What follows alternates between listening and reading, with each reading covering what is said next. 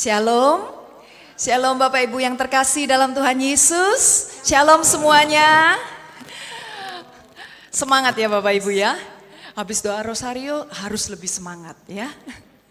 Baik Bapak Ibu yang terkasih, sungguh kita bersyukur kita pada pagi hari ini boleh bertemu kembali, berkumpul bersama di dalam Bindoman untuk bersama-sama memuji dan menyembah Tuhan. Saya juga menyapa teman-teman kita yang ada di online. Selamat bergabung semuanya. Mari kita bersama-sama memuji dan menyembah Tuhan. Saya undang Bapak Ibu untuk bangkit berdiri. Kita semua bertemu di dalam kasih Tuhan. Kita bertemu karena anugerah Tuhan yang begitu besar dalam hidup kita. Amin.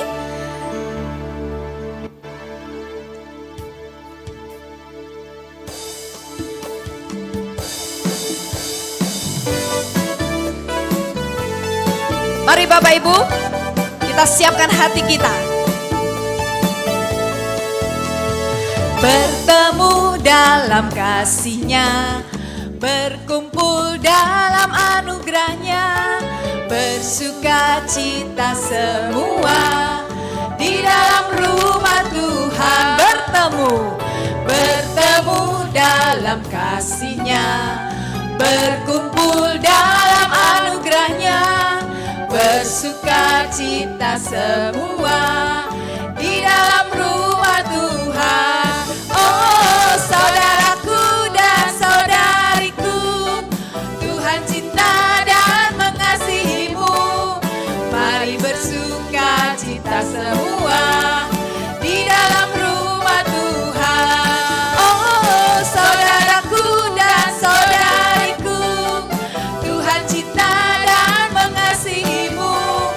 Mari bersuka cita semua di dalam rumah Tuhan. Mari kita berikan salam untuk teman-teman kita yang ada di kiri kanan, di muka belakang. Kita sapa mereka dengan hati yang penuh sukacita.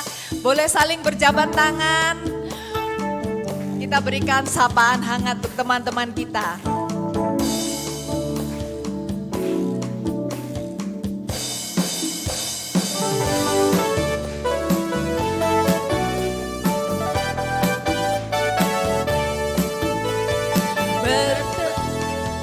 Bertemu dalam kasih-Nya, berkumpul dalam anugerah-Nya, bersuka cita semua di dalam rumah Tuhan. Oh saudaraku dan saudariku, Tuhan cinta dan mengasihimu. Mari bersuka cita semua di dalam rumah Tuhan. Oh saudaraku dan saudariku, Tuhan cinta dan mengasihimu. Mari bersuka cita semua di dalam rumah Tuhan. Mari bersuka cita semua di dalam rumah Tuhan. Mari bersuka cita semua di dalam rumah Tuhan. Puji Tuhan, kita mau bersuka cita pada pagi hari ini bersama-sama memuji dan menyembah Tuhan. Mari kita siapkan hati kita dalam nama Bapa dan Putra dan Roh Kudus. Amin. Segala hormat, puji dan syukur kami hanya bagi-Mu Bapa. Bapa, terima kasih jika saat ini kembali kami boleh berkumpul Bapa di dalam Bindoman. Terima kasih banyak Bapa, Engkau telah menjamah setiap hati kami. Sehingga kami boleh datang untuk mencari Engkau, untuk memuji dan menyembah-Mu pada pagi hari ini. Untuk menaikkan rasa syukur dan terima kasih kami kepadamu Bapa. Karena hanya Engkau Bapa yang layak untuk menerima ucapan syukur dan terima kasih kami. Kami mengucap syukur Bapa untuk kesempatan pada pagi hari ini. Ini semua hanya karena anugerah-Mu saja Bapa. Bukan karena kekuatan kami boleh hadir saat ini. Terima kasih banyak Bapa. Engkau mampukan kami untuk percaya kepadamu, untuk berharap kepadamu dan mencarimu. Terima kasih Bapa. Biarlah Engkau sendiri ya Bapa yang berkarya di dalam hati kami, menambahkan rasa syukur dan cinta kami kepadamu Bapa. Seperti anak-anak yang menyayangi Bapanya.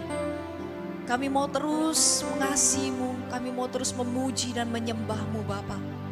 Di dalam setiap kehidupan kami. Terima kasih banyak Bapa. Terpujilah Engkau ya Bapakku untuk selama-lamanya. Amin. Dalam nama Bapa, Putra, Kudus. Amin. Silakan duduk Bapak Ibu. Mari kita sampaikan rasa syukur kita kepada Bapa yang telah menuntun setiap langkah kita dalam sepanjang hidup kita. Kau di setiap langkahku, Kau di setiap nafasku, Kau yang membentuk hidupku untuk kemuliaan-Mu. Kau tak pernah tinggal diam, tak pernah kehilangan cara. Kau yang mengangkat hidupku dari lembah yang gelap.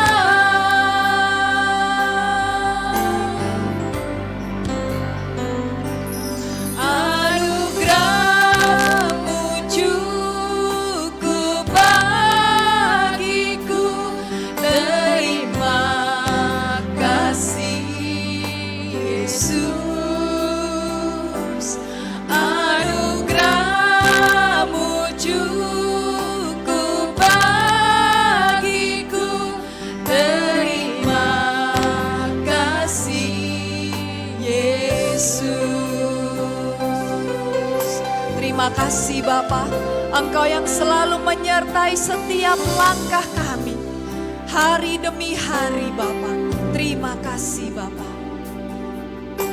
Kami mau terus nyatakan Bapa,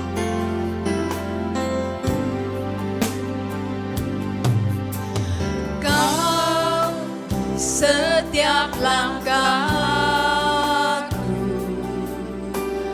Kau di setiap nafasku,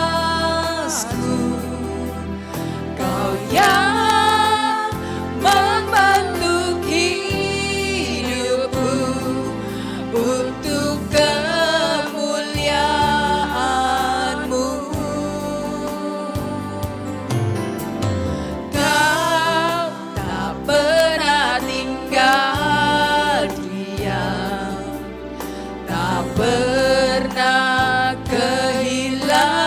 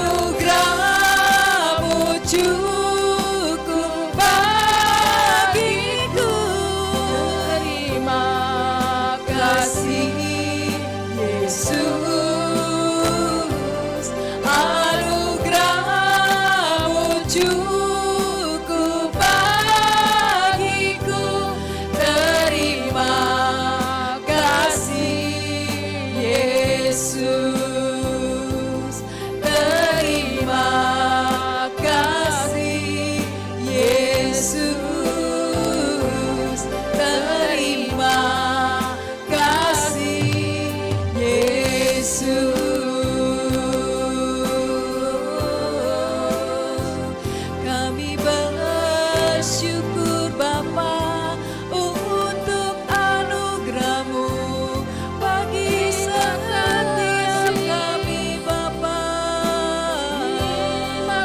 Naikkan rasa syukur-Mu saat ini. Dia yang sudah begitu baik, anugerahnya begitu melimpah di dalam hidup-Mu. Naikkan rasa syukur-Mu dari dalam hati-Mu yang terdalam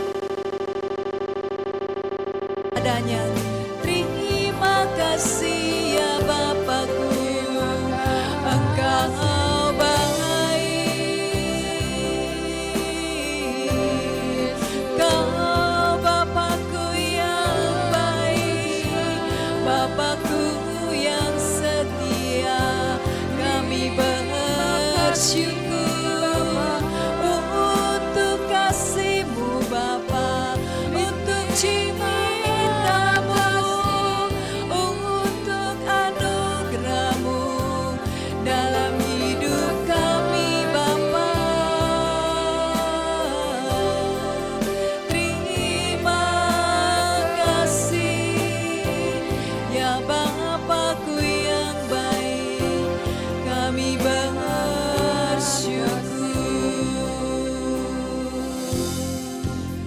Terima kasih Bapa, Engkau sungguh baik Bapa. Anugerah-Mu cukup bagiku. Terima kasih Yesus. Anugerah-Mu cukup bagiku. Terima kasih Yesus. Terima kasih Yesus. Berikan sorak-sorai untuk Bapa kita yang baik, Bapa kita yang sungguh setia, yang selalu memberikan anugerahnya begitu melimpah bagi kita semua. Baik, saya undang Bapak Ibu untuk bangkit berdiri. Kita mau terus memuji Dia. Kita mau terus katakan bahwa kita mau berjalan bersama Tuhan. Dan kita akan keluar sebagai pemenang.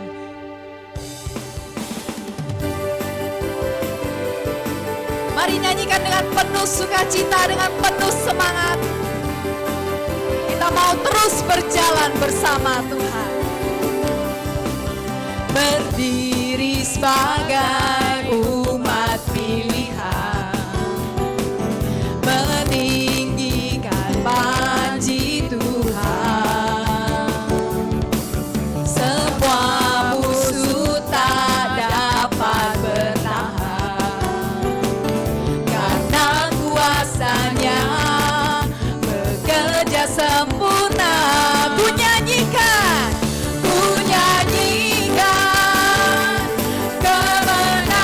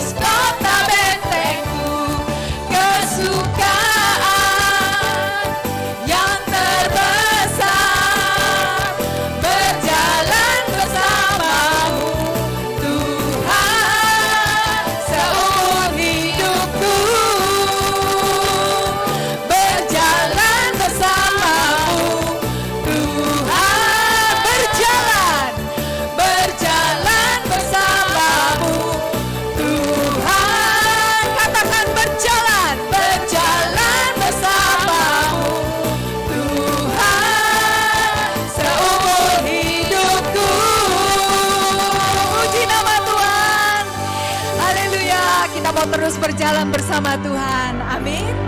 Baik, silakan duduk Bapak Ibu.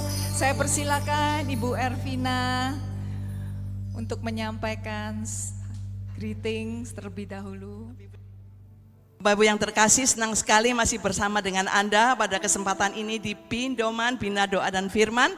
Dan saya semakin senang karena sekarang sejak adanya COVID, sekarang umatnya udah mulai kembali dan berada di tempat ini lebih enak kan ya? Ya oke, puji Tuhan. Jadi ibu-ibu nggak perlu naik tangga, jadi jalannya langsung setelah firman, bisa juga doa ke Gua Maria. Itulah kekayaan katedral di Surabaya. Ibu-ibu yang terkasih dan juga Bapak yang terkasih, pada pagi hari ini Anda akan bersama dengan Ibu Yovita yang sudah lama sekali nggak ngisi di Pindoman.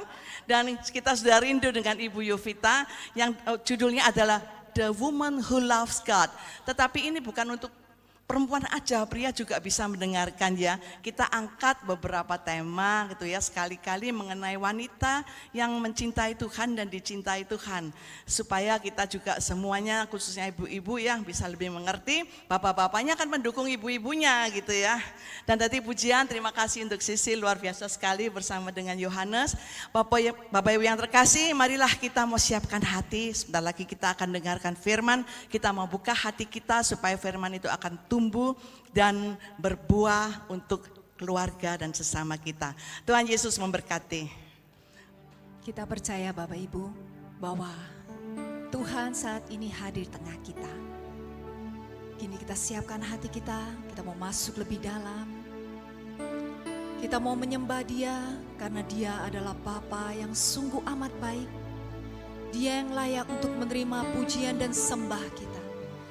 Dan Bapa bertahta di atas puji-pujian kita. Saya undang Bapak Ibu untuk bangkit berdiri.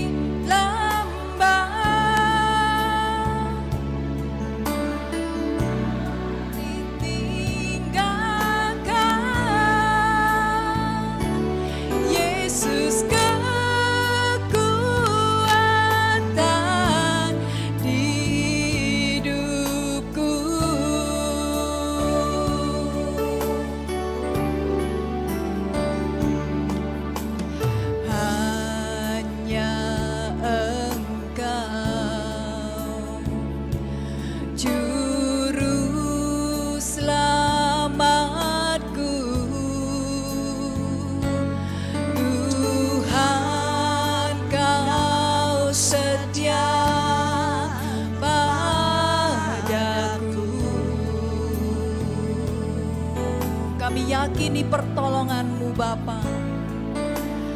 Ku yakini pertolongan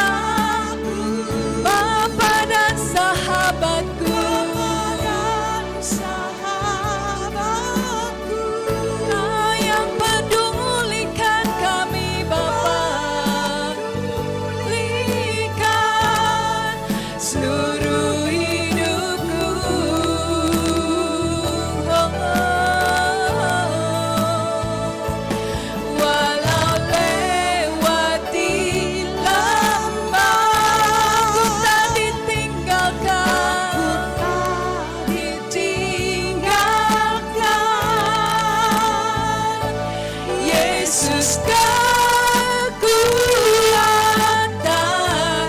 di hidupku, Kaulah kekuatanku.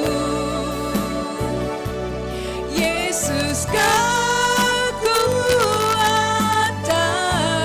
di hidupku, Kaulah kekuatanku Bapa. Yesus kekuatan di hidupku.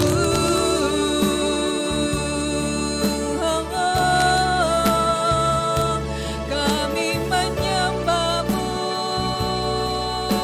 Bapa, kami sembah Engkau Bapa, Bapakku yang mulia, Bapakku yang setia.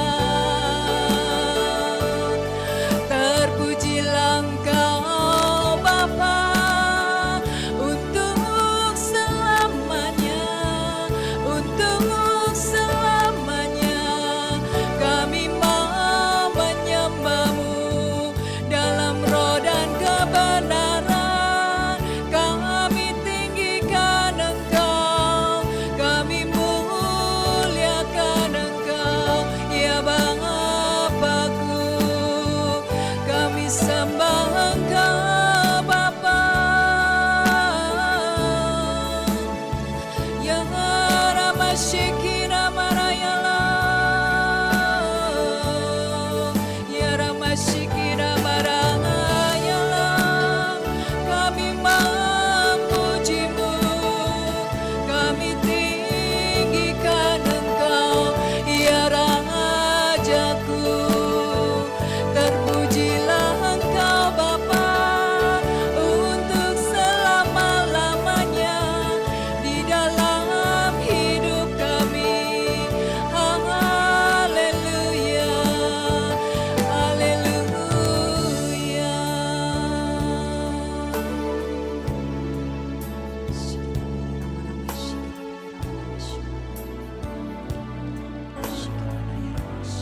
Janganlah engkau takut anakku, teruslah engkau memandang kepadaku, jalani hari-harimu bersamaku, dan teruslah engkau mencari aku.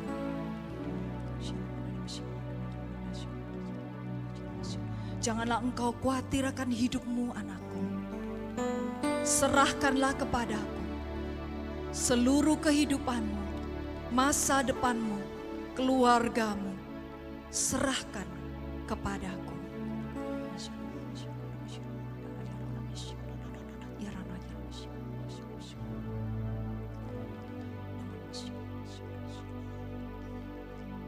Terima kasih banyak Bapa. Terima kasih Bapa untuk hadirat-Mu yang indah ini. Di dalam hadirat-Mu Bapa kami boleh merasakan kedamaian. Kami boleh merasakan kelepasan. Kami boleh merasakan sukacita. Terima kasih banyak Bapa. Kini kami mau mendengarkan Engkau Bapa, lewat anak-Mu yang Engkau kasih, Ibu Yovita Baskoro. Kiranya Engkau berkenan Bapa mengurapi anak-Mu ini, mengurapi kami semua yang hadir di tempat ini. Dan berbicaralah kepada setiap kami, pribadi lepas pribadi Bapa. Terima kasih banyak Bapa. Kami siap untuk mendengarkan Engkau. Kemuliaan kepada Bapa dan Putra dan Roh Kudus, seperti pada permulaan, sekarang, selalu, dan sepanjang segala abad. Amin. Bapa, Putra, dan Kudus. Amin.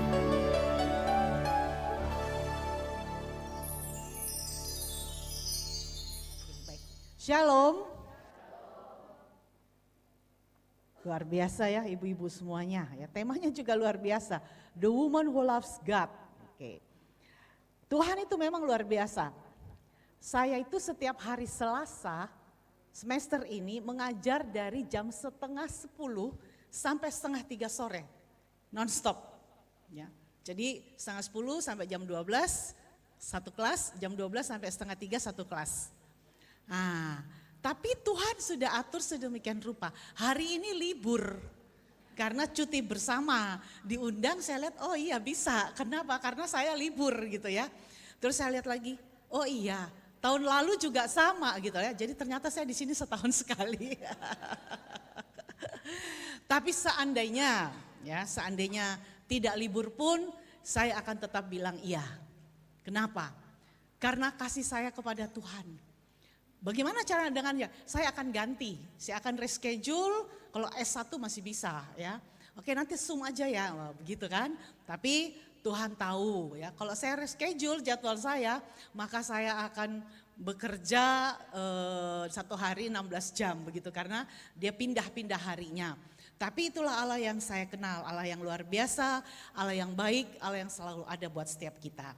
Tapi tentunya ada timbal baliknya. Ya. Kalau Tuhan mengasihi kita, yes. Tapi apakah kita mengasihi Tuhan? Belum tentu. Ya.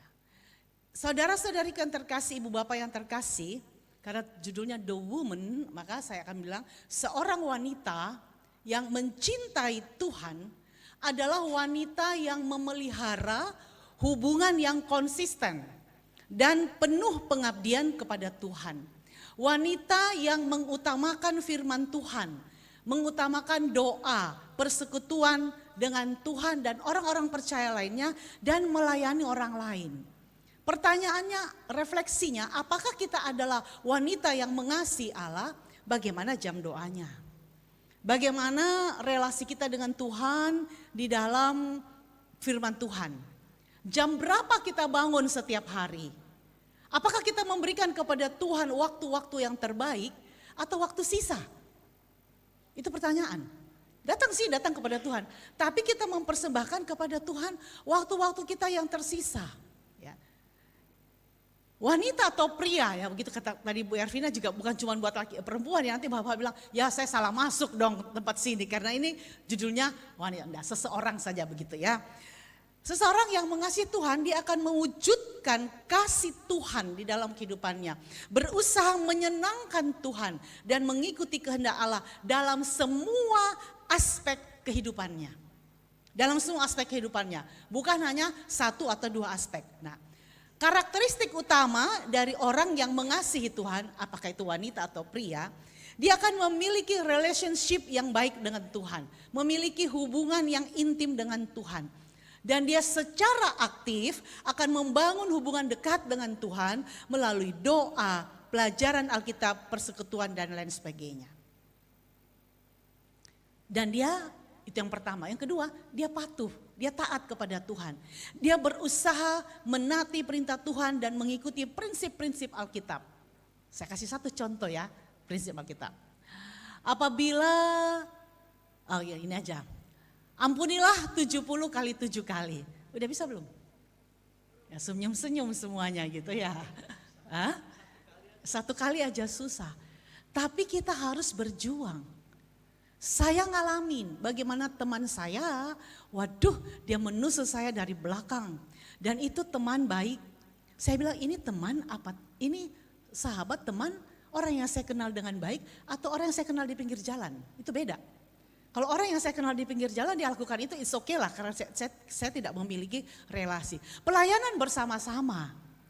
Tapi kok dia bisa melakukan itu ya di dalam hidup saya. Dan apakah saya bisa begitu saja mengampuni dia? Tidak. Saya berjuang ibu bapak yang terkasih ya. Tidak ada yang instan ya. Mengampuni itu butuh dua hal. Satu butuh rahmat dari Tuhan karena Tuhan yang memampukan kita. Dan kedua butuh skill dari kita ya. Rahmat aja tapi kita nggak mau, nggak bisa. Butuh skill, butuh keahlian atau skill mengampuni itu dari mana dapatnya? Dilatih terus dan saya berdoa terus sampai dengan kalau saya ketemu saya pura-pura nggak lihat gitu loh. Itu kan paling gampang, menghindar.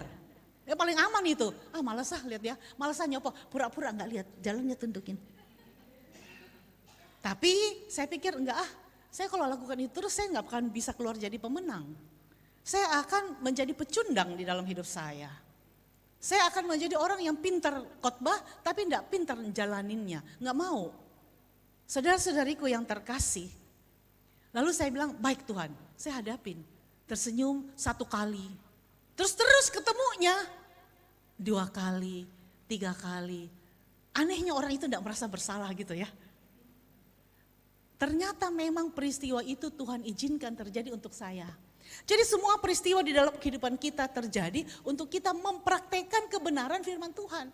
Ampuni 70 kali 7 kali, yes, udah bisa. Tapi enggak tahu lagi kalau besok ya dan seterusnya. Ada perjuangan di dalam kehidupan kita. Taat dengan kebenaran firman Tuhan. Orang yang mengasihi Allah, karakteristiknya atau ciri-cirinya, dia bertumbuh rohaninya. Ya. Dia terus berusaha untuk bertumbuh dalam iman dan pengetahuannya tentang Tuhan. Dia terus mengembangkan dirinya terus dan terus dan terus.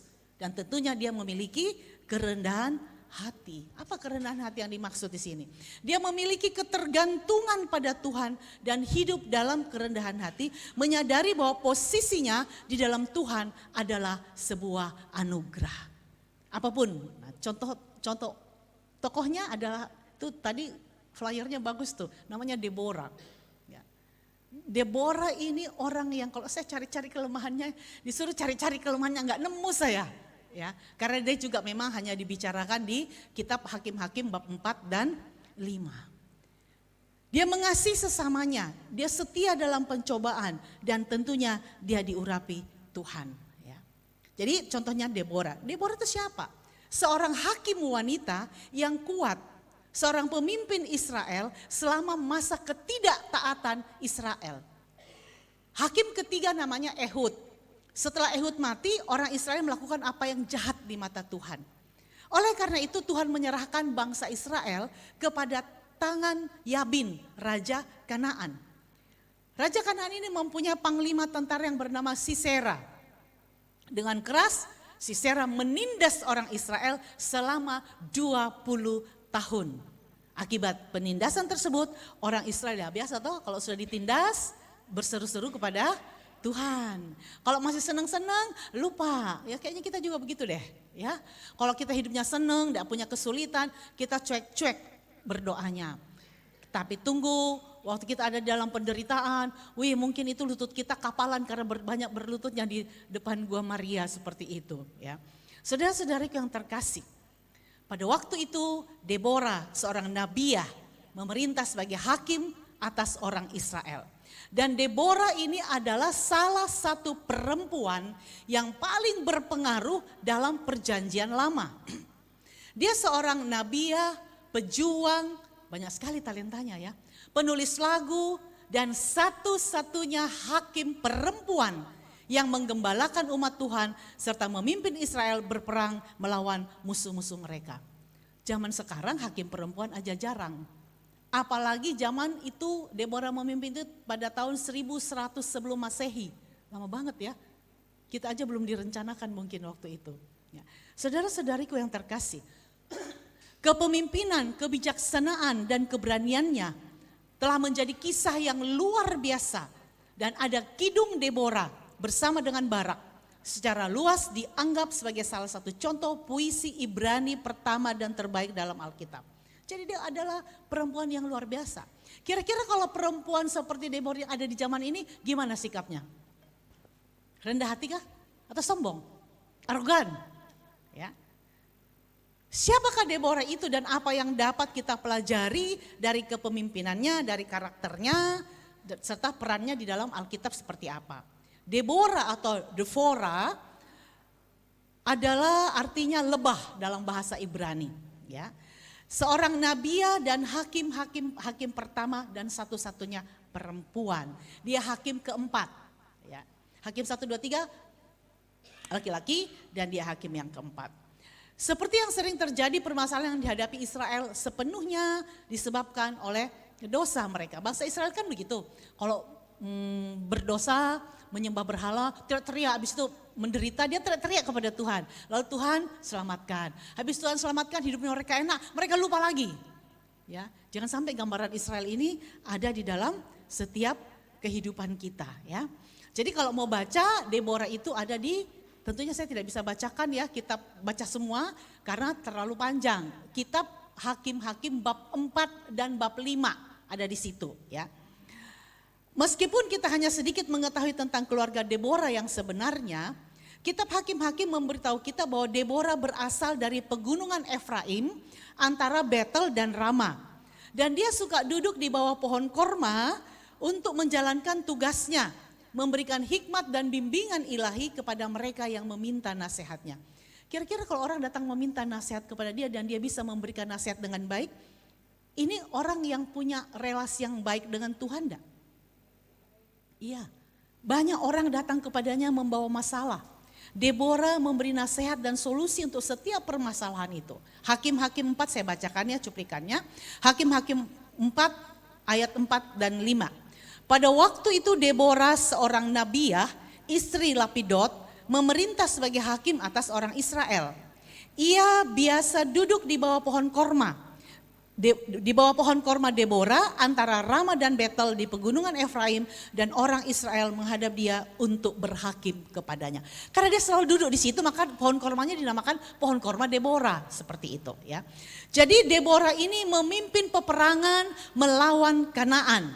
Seorang perempuan, pada zaman itu laki-laki yang lebih utama ya, tapi ini kok perempuan ya. Dia memimpin Israel melawan Kanaan dengan rajanya Yabin serta jenderal militernya namanya Sisera. Maka Deborah memanggil seorang pejuang Israel bernama Barak untuk memimpin pasukan Israel. Deborah bilang begini, Tuhan bilang begini, Deborah suruh Barak yang memimpin peperangan itu. Kira-kira Baraknya mau enggak? Ya. Barak enggak mau. Barak bilang begini di Hakim-Hakim 4 ayat 8. Jika engkau turut maju, aku pun maju. Tapi jika engkau tidak turut maju, aku pun tidak mau maju. Loh, sudah diberikan tampuk kepemimpinan kepada Barak ya. Kamu aja yang maju berperang. Dia bilang, jadi bisa bayangkan pengaruh peranan Deborah begitu penting bagi bangsa Israel. Sampai ketika seorang panglima bangsa Israel itu mau berperang, disuruh Tuhan loh. Deborah bilang, Tuhan menyuruhmu, dan memang Tuhan berbicara kepada Deborah untuk menyuruh si Barak yang maju berperang. Tapi Barak bilang, no, kecuali jika engkau maju, aku pun mau maju. Ya. Dan Deborah bilang, ya. Tapi ia mengatakan bahwa Barak tidak akan mendapat kehormatan dalam perjalanan tersebut, sebab Tuhan akan menyerahkan Sisera ke dalam tangan seorang perempuan, yakni Yael, istri dari Heber. Dampak dari membangkang begitu mungkin ya, kan Tuhan suruhnya siapa? Barak kan? Agar Barak mendapatkan kehormatan di tengah-tengah bangsa Israel. Tapi Barak tidak mau, kita baca di Hakim-Hakim 4 ayat 8 sampai 9. Jawab Barak kepada Deborah, jika engkau turut maju, aku pun maju. Tetapi jika engkau tidak turut maju, aku pun tidak maju. Kata Deborah, baik, aku turut, hanya engkau tidak akan mendapat kehormatan dalam perjalanan yang engkau lakukan ini, sebab Tuhan akan menyerahkan Sisera ke dalam tangan seorang perempuan. Lalu Deborah bangun, berdiri dan pergi bersama-sama dengan Barak ke Kedes. Jadi apa yang kita bisa pelajarin? Tuhan seringkali ini untuk bapak-bapak ini ya. Tuhan seringkali mau, atau memang Tuhan mau seorang laki-laki menjadi imam di dalam rumah tangganya. Menjadi pemimpin di dalam rumah tangganya, menjadi kapten di dalam rumah tangganya. Tapi kadang-kadang dia menyerahkan itu kepada istrinya. Giliran berdoa, ayo Pak pimpin doa, kita mesbah keluarga. Mama saja yang pimpin. Loh, yang disuruh pimpin siapa? Kok mama, kok ibu, kok mami begitu kan? Harusnya yang menjadi pemimpin di dalam keluarga, terutama di dalam doa misalnya, siapa? Laki-laki, bukan perempuan. Sehebat-hebatnya perempuan itu. Ketika kami buat mesbah keluarga, suami saya kan habis pernah stroke 2017. Dan dia kadang-kadang kalau berdoa, habis itu lupa nyambungnya gitu kan. Saya bilang, Papa yang pimpin. Dia bilang, enggak jadi kalau begitu. Ya, karena sekali saya bilang iya, akan ada 2 kali. Akan ada 3 kali. Dan dia tidak akan pernah menjadi pemimpin rohani di dalam hidup saya. Saudara-saudariku yang terkasih, dan kalau kita ambil alih, kemuliaan laki-laki itu akan hilang di hadapan Tuhan, mungkin di hadapan manusia tidak. Ya. Jadi kita sangat memerlukan Allah untuk berjalan di depan kita. yang membuka jalan bagi kita. Sebab jika Allah tidak menuntun sepanjang hidup kita, kita akan mengalami kegagalan. Deborah selalu mengandalkan Tuhan di dalam kehidupannya. Dia selalu pergi berdoa dan tanya, Tuhan, orang yang mudah mendengar suara Tuhan, orang yang peka mendengarkan suara Tuhan, dia punya pergaulan enggak dengan Tuhan? Yes, enggak mungkin tidak. Saya itu hafal langkah kaki teman-teman saya di kampus. Saya gini, oh ini yang datang ini pasti. Kenapa? Langkah kakinya aja saya hafal, apalagi suaranya. Karena tiap hari saya bergaul dengan mereka. Kalau yang jalannya terseok-seok ini ibu ini. Kalau yang jalannya kedak-kedok bapak ini. Dan saya tes itu, oh ya benar dia yang datang. Oh ya kan ruangan kami, ruangan terbuka begitu baru ada meja. Jadi saya tahu. Kenapa? Karena ada pergaulan. Nah sama kalau kita bergaul dengan Tuhan, kita akan mampu mendengarkan suara Tuhan dengan baik. Desember tahun lalu ketika saya sedang berdoa, terus saya merasa mendengar ya suara, keluarin beli emas. Beli emas, saya bukan pembeli emas soalnya. Ya. Lalu keluarin semua uang kamu itu, belikan emas. Saya tidak paham itu ya. Waktu itu emas harganya akhir Desember 1.500.000. Ya. Dan saya bilang sama teman saya ditertawakan. Ya sudah, saya mau taat dengan apa yang saya dengar. Saya keluarin semuanya, saya belikan. Anak saya bilang, mama ini tidak boleh kayak gitu. Kenapa? Tidak punya uang, tidak boleh beli emas semuanya. Ya pokoknya Tuhan bilang begitu kan.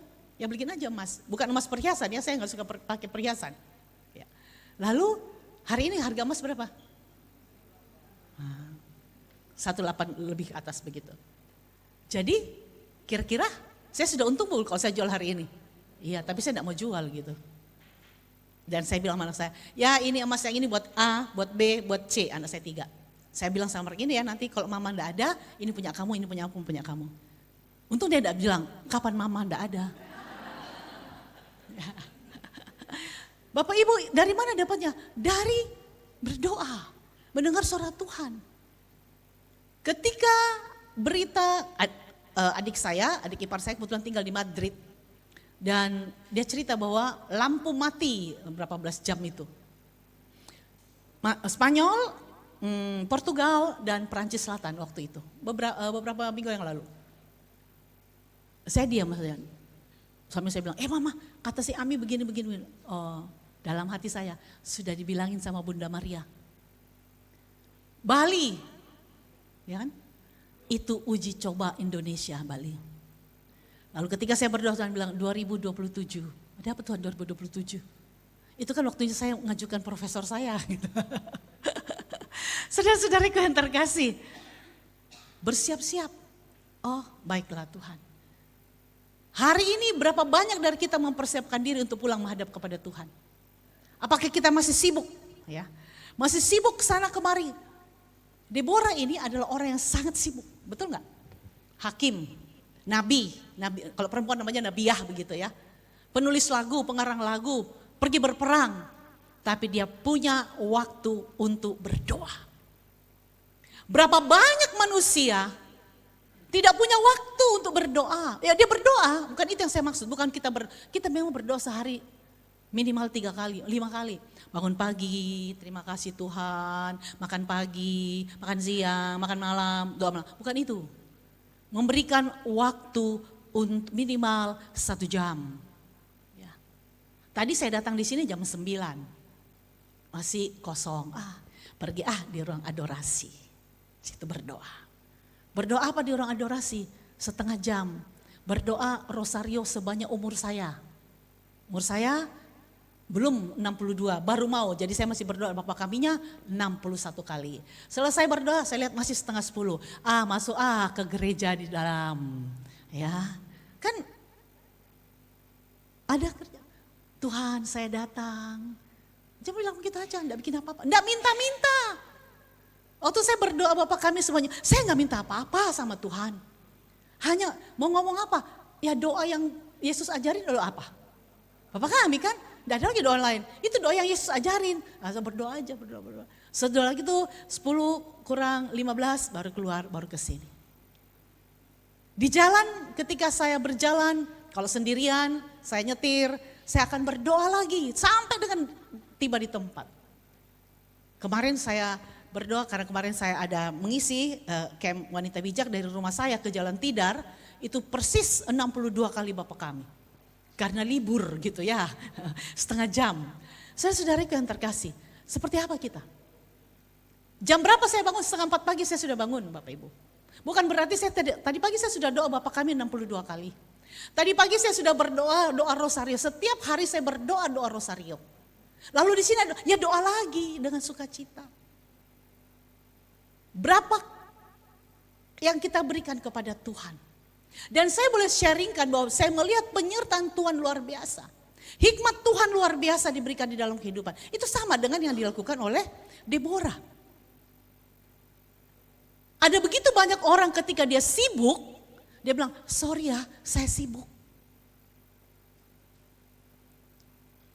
Besok Kamis saya harus berangkat ke Jogja. Ada diminta untuk ikut doa puasa nasional dari sebuah kegerakan.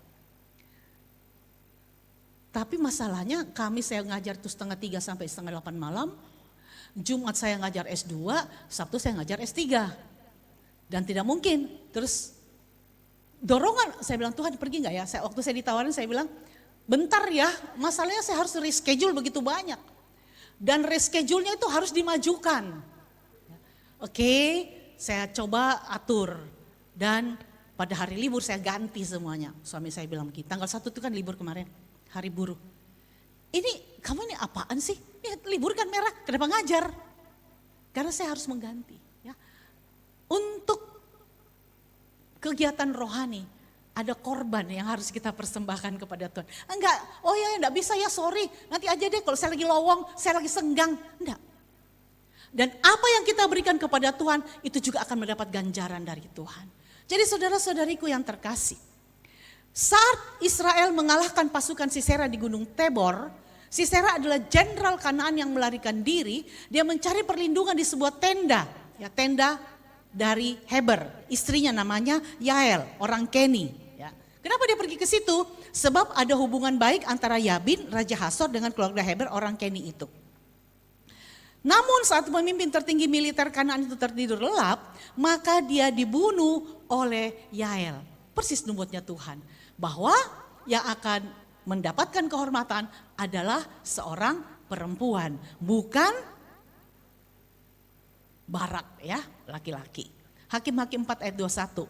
Tetapi Yael istri Heber mengambil patok kemah, diambilnya pula palu, mendekatinya diam-diam, lalu dilantaknya patok itu masuk ke dalam pelipisnya sampai tembus ke tanah, sebab ia telah tidur nyenyak karena lelahnya, maka matilah orang. Siapa yang mati? Gampang banget bunuhnya ya, padahal waktu di medan perang dia gak bisa dibunuh gitu. Dia mati di dalam tenda, dipatok sama perempuan. Jadi saudara-saudariku yang terkasih, apa yang dilakukan oleh Deborah dan Barak setelah Sisera meninggal, mereka memuji Tuhan ya. Dan salah satu puisi Ibrani pertama itu ada di Hakim-Hakim 5 ayat 1 sampai dengan 3. Saya bacakan nyanyian Deborah. Pada hari itu bernyanyilah Deborah dan Barak bin Abinoam demikian. Karena pahlawan-pahlawan di Israel siap berperang, karena bangsa itu menawarkan dirinya dengan sukarela, pujilah Tuhan. Dengarlah ya raja-raja, pasanglah telingamu ya pemuka-pemuka, kalau aku mau bernyanyi bagi Tuhan, bermazmur bagi Tuhan, Allah Israel. Saudara-saudariku yang terkasih, refleksi lagi ya, seberapa banyak kita seringkali memuji Tuhan. Apakah di dalam doa-doa kita komplain kepada Tuhan? Saya tidak pernah komplain kepada Tuhan apapun yang terjadi dalam hidup saya. Enggak pernah saya protes, tidak pernah. Saya bilang, Tuhan kalau ini harus aku ambil, aku ambil. Kalau ini harus aku kerjakan, aku kerjakan. Kalau ini aku harus jalanin, aku jalanin.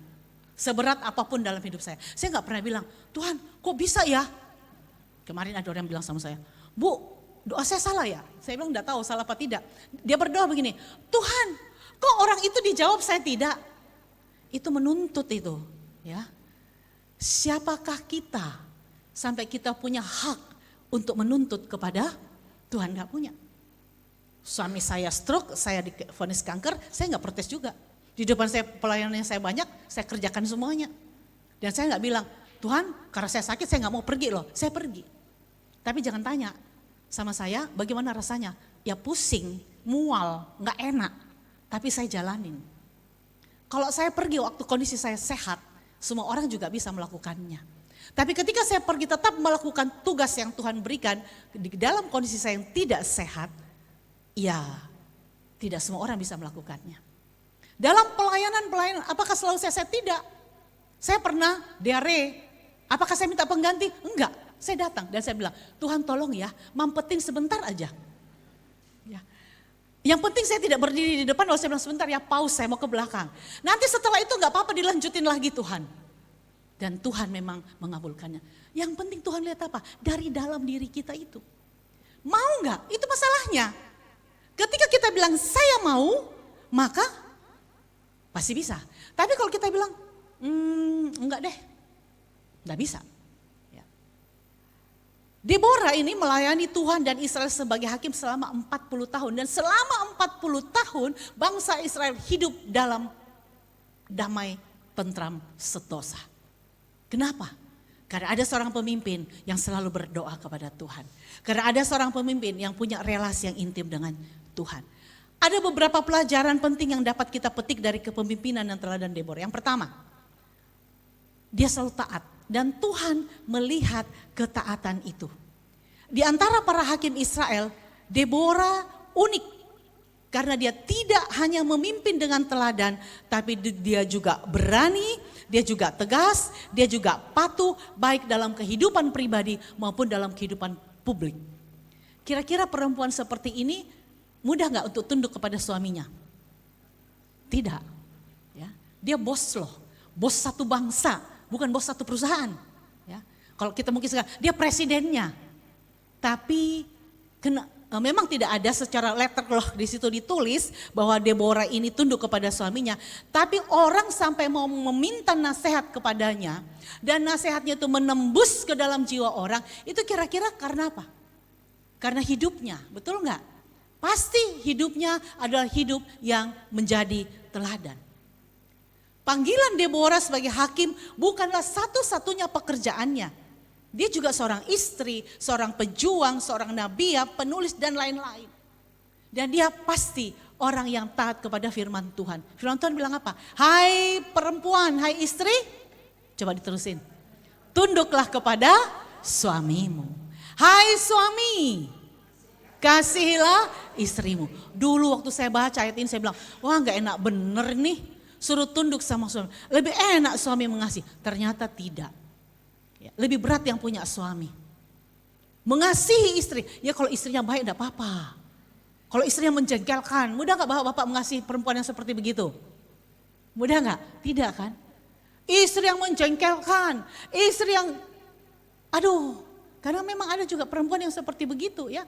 Mulutnya itu kata-kata yang keluar kasar. Ya. Istri yang sumpek liatnya. Suka di rumah pakai daster yang sudah robek-robek itu. Bau bawang gitu. Mudah gak mengasihi? Enggak. Yang gak merawat badannya di rumah bau gitu. Jangan marah loh ya.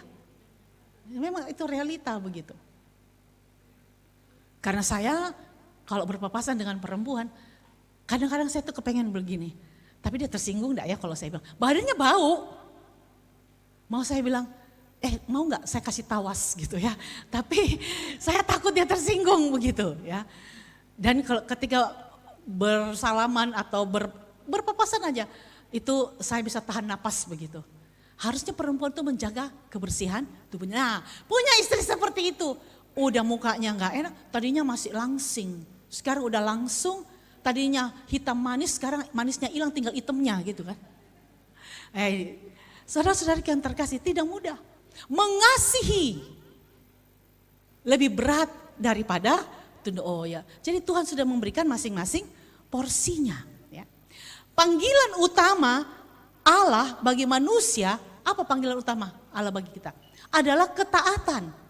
Taat kepada Tuhan, taat kepada suami, taat kepada pemimpin. Saya belajar untuk menundukkan diri saya kepada orang-orang yang menjadi pemimpin di dalam hidup saya. Di kampus, peraturan bilang ceklok. Teman saya nggak mau, saya ceklok aja, saya ditertawakan.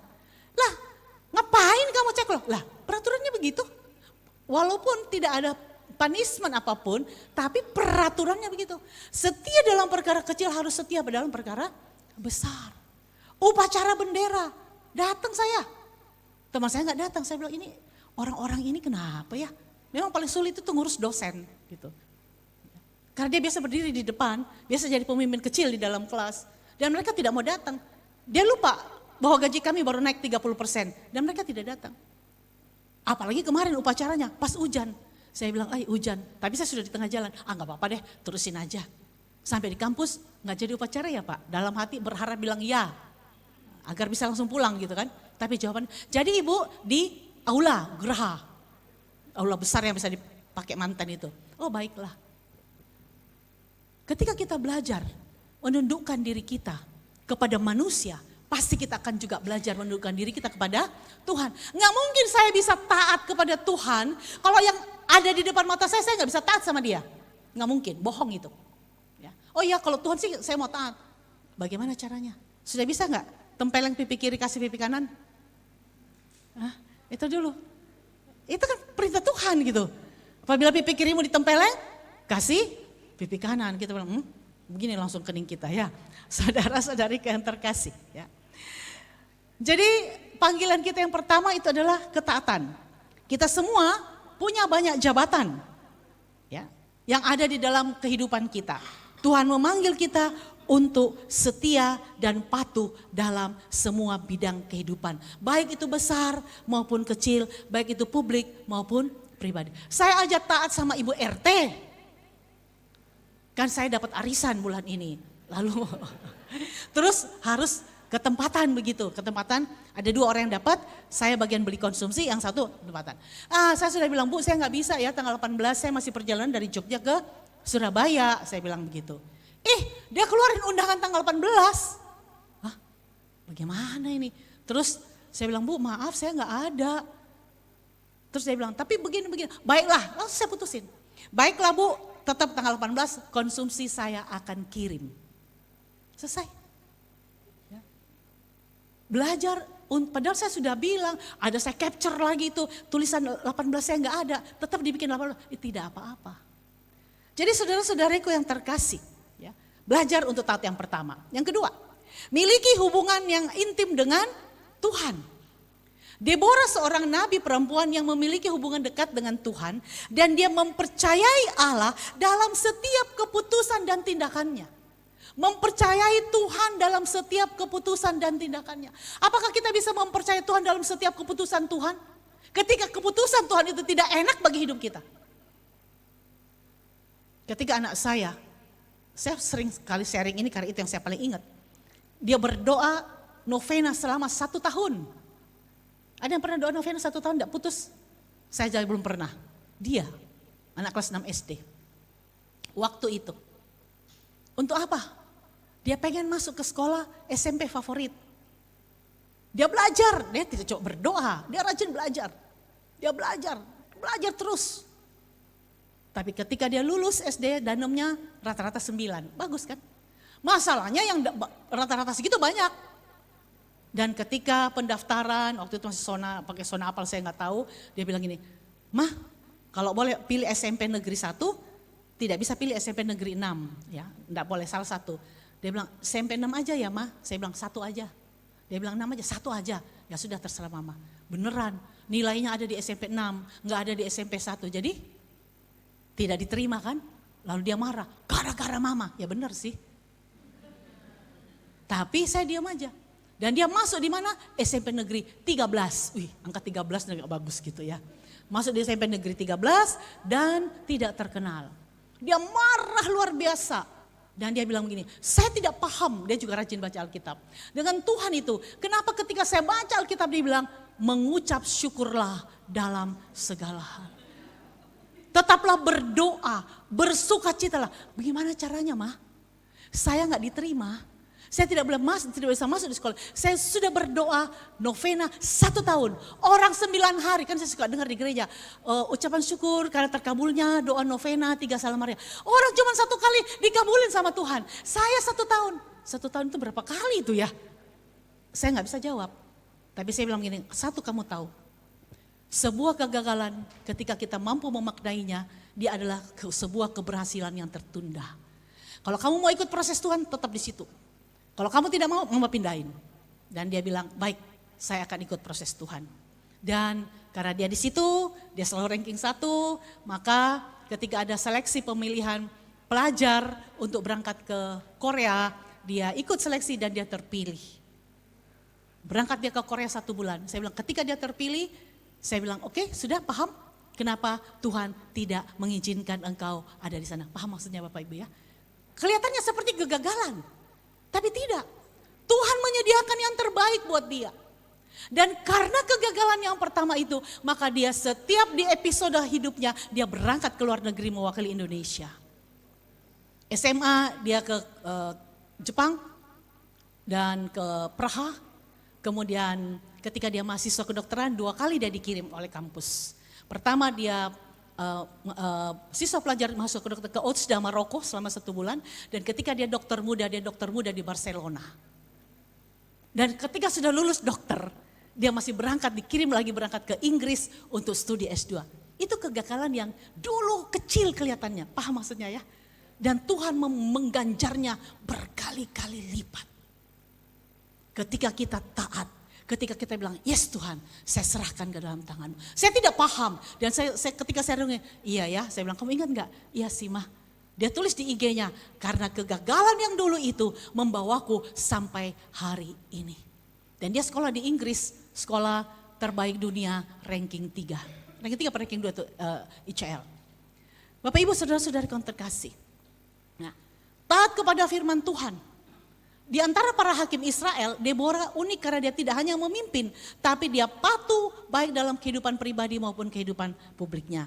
Jangan takut, taat kepada firman Tuhan, sebab Tuhan beserta kita. Amin.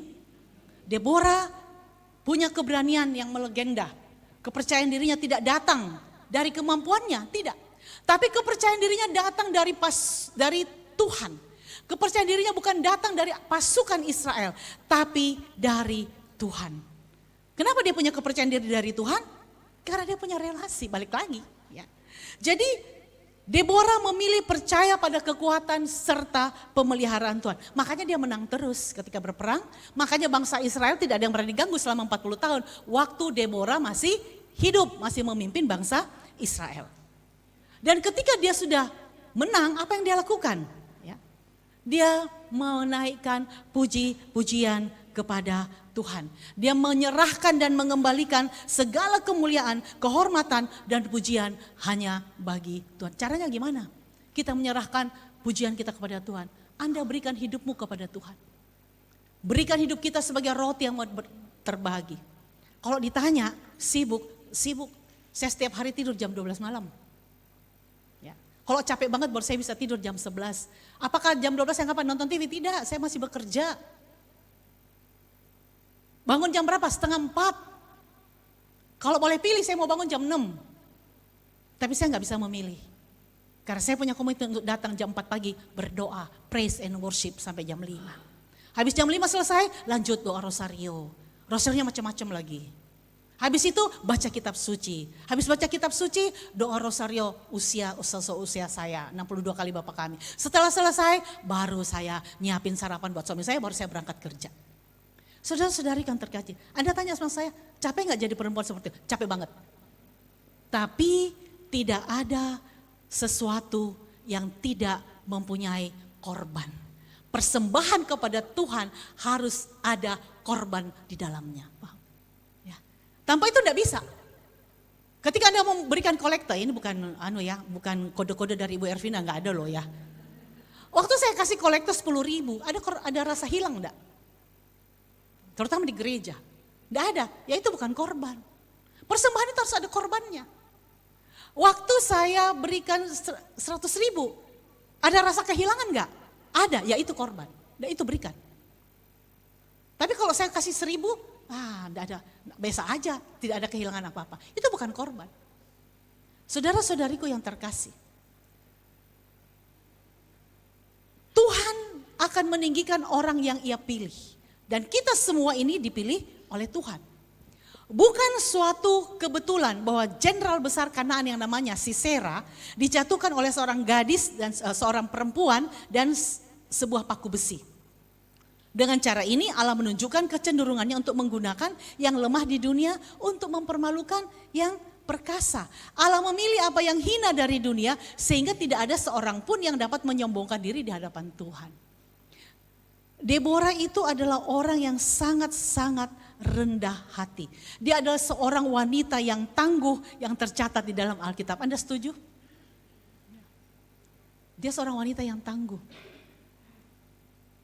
Sekalipun dia berstatus ibu rumah tangga, Tuhan percaya, dia dipercaya oleh Tuhan untuk memimpin bangsa Israel sebagai hakim. Jadi saudara-saudariku yang terkasih,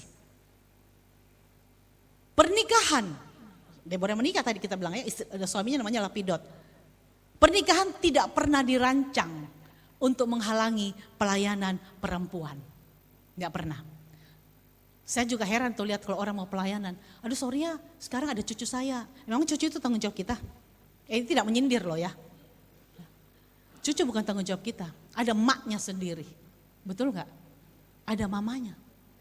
Ketika kita punya waktu, kita boleh menjaga cucu. Tapi ketika pelayanan saya diganggu oleh cucu saya nggak mau. Saya bilang sama anak saya, kalau kamu mau bawa anakmu ke rumah, bawa lengkap sama susternya, kalau perlu sama pembantumu. Kenapa? Kalau kamu mau mama lihat, ya mama akan bawa dia pergi pelayanan. Tapi saya tidak mau karena cucu saya, baru saya bilang, maaf ya saya nggak bisa melayani karena saya harus jaga cucu. Ada nggak tanggung jawab oma menjaga cucu di dalam Alkitab? Ada? Enggak ada ya. Ini perlu dipikirkan. Dulu waktu anaknya masih kecil nggak bisa melayani. Kenapa? Anakku masih kecil. Saya harus nemenin buat PR. Oke. Baiklah. Setelah anaknya besar menikah. Oh sorry nggak bisa juga melayani. Kenapa? Karena ngejaga cucu. Terus kapan? Sudah semakin tua cucunya udah gede. Melayani. Maaf kakiku udah nggak kuat jalan. Habis waktunya, ya game over ya. Bapak Ibu yang terkasih, ya, mari ya kita mau memberikan kehidupan kita kepada Tuhan, all out. Kalau saya lihat ini usianya ada sih yang masih muda, ya, tapi rata-rata hampir sebagian besar, ya kepala 5 ke atas, betul tidak?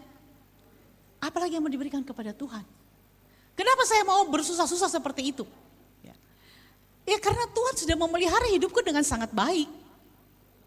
Karena jadi gini, saya mau kasih tahu rahasianya, kalau kita ada di hadirat Allah, Tuhan tuh bisa memperlihatkan segala sesuatu. Kemarin waktu saya ada di satu camp, lalu saya lupa tuh lagunya apa, pas lagu tuh saya nyanyi, terus Tuhan memperlihatkan.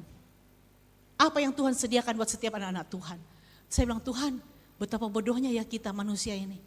Bahwa Tuhan menyediakan ada begitu banyak hal yang bagus-bagus buat kita. Terus saya ingat firman-Nya, carilah dahulu kerajaanku dan kebenarannya, maka semuanya akan ditambahkan kepadamu. Itu yang dia perlihatkan. Tuhan sudah berikan semuanya, tapi tinggal kita ambil. Masalahnya kita nggak bisa ambil itu ketika relasi kita dengan Tuhan tidak baik. Ketika relasi kita dengan Tuhan, kita merasa, saya punya relasi dengan baik, tapi motivasinya jelek, nggak dapat juga. Motivasinya adalah harus mengasihi Allah, titik. Dan Tuhan akan kirim case dalam hidupmu. Tuhan kirim case dalam hidup saya, saya kena kanker. Case, kasus, bahwa ketika saya menderita, seperti itu, ketika saya sakit, apakah saya masih bilang, Tuhan saya masih tetap mau melayani Engkau? Ibu-ibu yang terkasih, kualitas rohani dan kualitas kepemimpinan yang berjalan seiring benar-benar menjadi kunci sukses seseorang. Menjadi kunci sukses Deborah dalam memimpin bangsa Israel. Sebagai nabiya, ia sangat peka akan suara Tuhan. Dan sebagai pemimpin, ia tidak hanya sekedar berteori, tapi dia berani turun lapangan dan melakukan kerja nyata. Kita tidak bisa hanya ada di ruang doa. Di ruang doa. Kita tidak bisa hanya berkarya, tapi tidak ada di ruang doa karena terlalu capek. Tidak bisa. Harus balance ya, harus imbang, harus ke Tuhan dan harus ke sesama. Deborah ini menunjukkan bahwa cinta kepada Tuhan tidak hanya tentang ritual keagamaan, tetapi tentang bagaimana kita hidup dan melayani orang lain. Dia menggunakan karunia dan talenta yang diberikan Tuhan untuk memimpin dan melayani bangsa Israel. Karena melibatkan Tuhan dalam segala hal, maka Deborah berhasil memimpin bangsanya.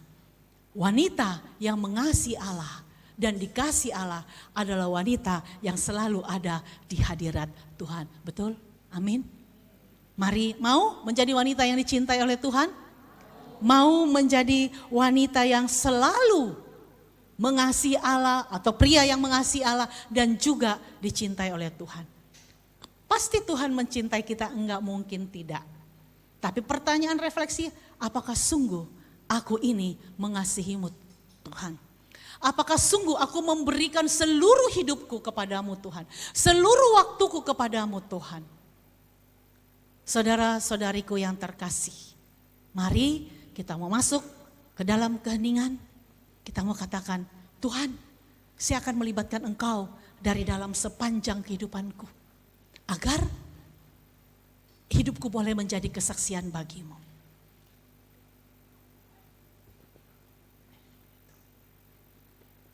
Mari saudara-saudari yang terkasih.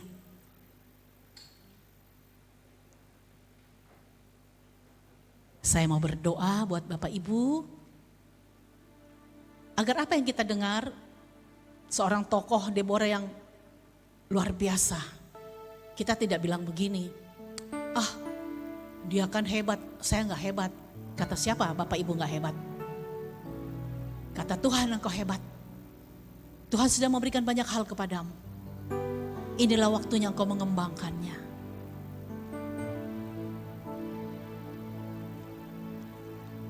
Bapa yang penuh kasih,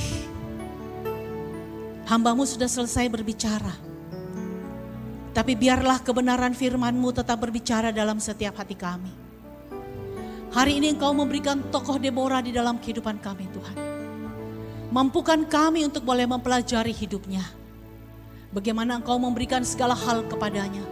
Begitu banyak kesibukan, begitu banyak jabatan, begitu banyak talenta.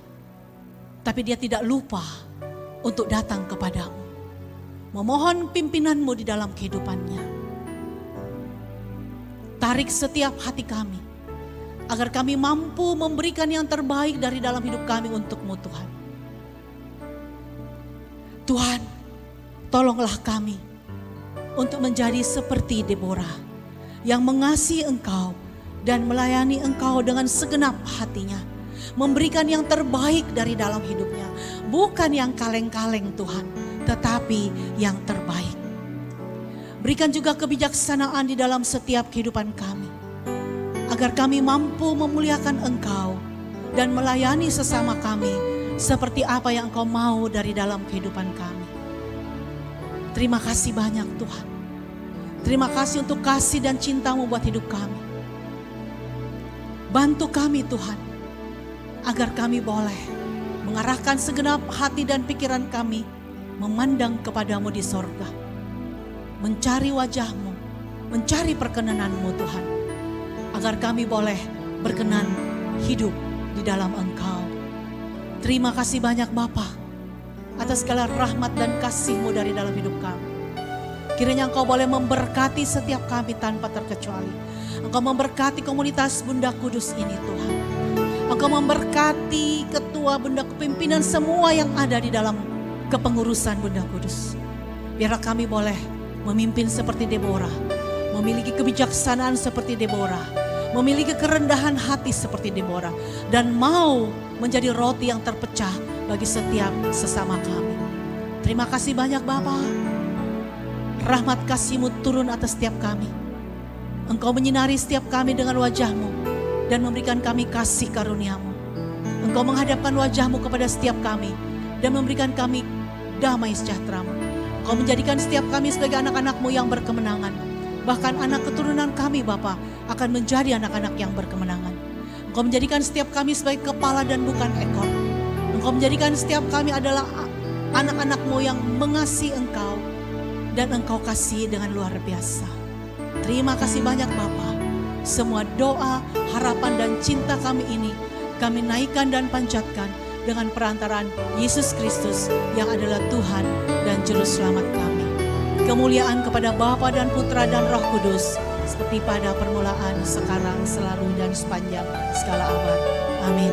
Dalam nama Bapa dan Putra dan Roh Kudus. Tuhan Yesus memberkati.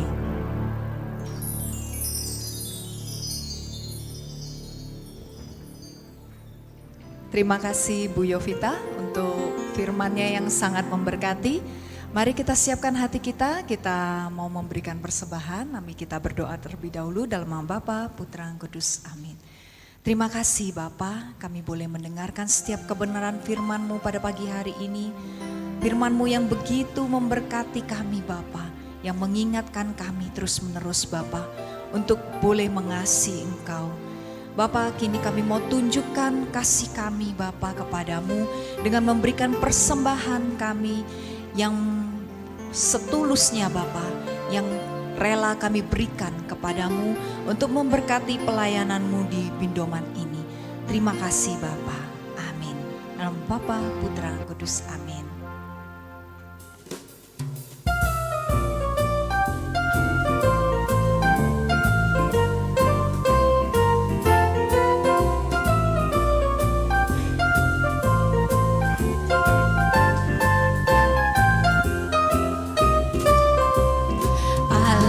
Itu baik, sungguh baik bagiku, ditunjukkannya kasih setianya.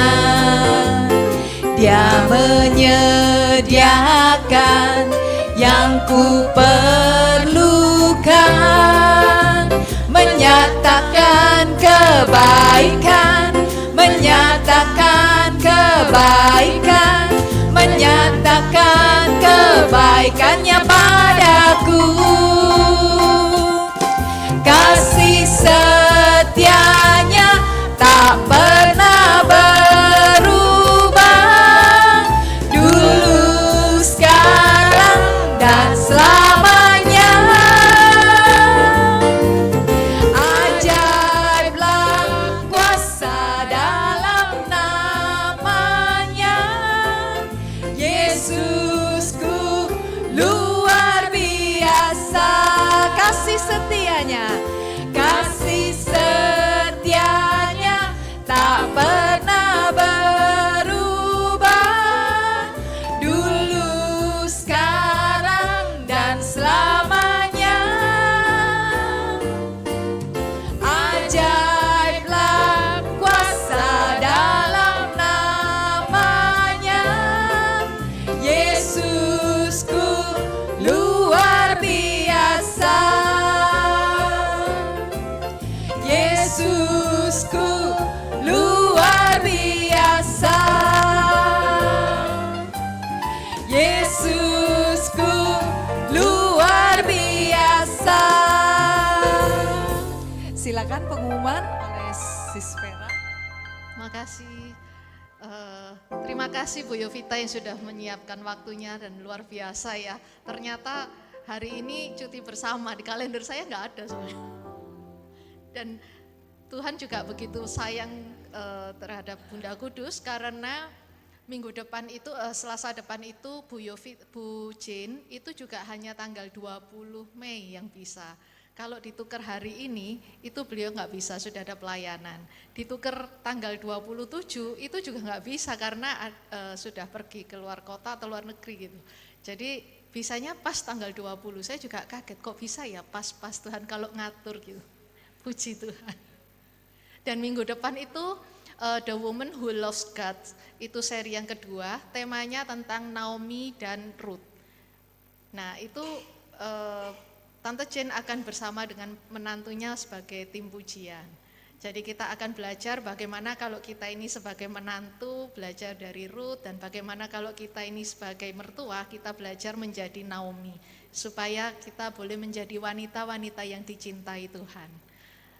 Dan Bapak Ibu yang terkasih, hari Jumat jangan lupa yang sudah punya tiket, kita ketemu di BG Junction lantai 9. Kalau Bapak Ibu sulit untuk menemukannya, cari aja di CGV, bioskop CGV, itu bersebelahan satu lantai, jadi supaya lebih mudah untuk menemukannya. Terima kasih, Tuhan memberkati. Terima kasih. Baik Bapak Ibu, saya undang untuk bangkit berdiri. Kita mau tutup persuan doa kita pada pagi hari ini.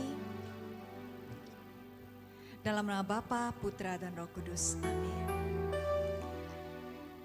Terima kasih banyak Bapa untuk kesempatan yang indah ini kami boleh bersama-sama mendengarkan kebenaran firman-Mu dan kami boleh mengetahui bahwa Engkau sangat mengasihi kami dan kami pun mau belajar untuk mengasihi Engkau lebih lagi Bapa di sepanjang hidup kami.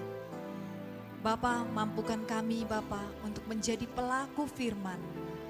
Biarlah kami boleh terapkan kebenaran firman-Mu ini di dalam kehidupan kami masing-masing. Dan kami mohon Bapa, berkat-Mu boleh terus tercurah untuk setiap anak-anak-Mu yang hadir saat ini, baik secara online maupun offline. Dan juga kami mohon berkat-Mu untuk semua pengurus dari Bunda Kudus dan juga anak-Mu yang terkasih Ibu Yovita. Kiranya Engkau terus memakai kami semua Bapa, lebih dan lebih lagi untuk kemuliaan-Mu. Sertai kami Bapa dalam perjalanan pulang kami, sehingga kami boleh tiba dengan selamat di tempat tujuan kami masing-masing. Terima kasih banyak Bapa. Terpujilah Engkau ya Bapakku untuk selama-lamanya. Amin. Dalam nama Bapa, Putra, dan Kudus. Amin. Sampai jumpa di Bindoman minggu depan. Tuhan Yesus memberkati.